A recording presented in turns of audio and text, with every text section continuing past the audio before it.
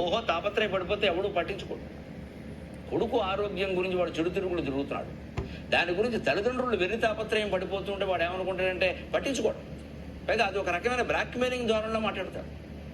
మంచిది, నువ్వు చెడిపోతే నీకే ఎక్కువ నష్టం, ముందు ఆలోచించుకో. నాకు కాదు, నా పరువు ఏదో పోతుందని అన్నమాట. నా పరువు నువ్వెవడు పోగొట్టడానికి, నా పరువు ఎలా పెంచుకోవాలో నాకు తెలుసు. నీ వల్ల నా పరువు పోదు, కానీ నీ ఆరోగ్యం పాడవుతాం చూసుకో అని అంటే వాడు ఖచ్చితంగా జాగ్రత్త. ఓ బాబు ఈయన మనం వదిలేయాలని ఉండరు బాబు, ఈయనకేం సంబంధం లేదుట అంచేది మన ఆరోగ్యం మనమే చూసుకోవాలి.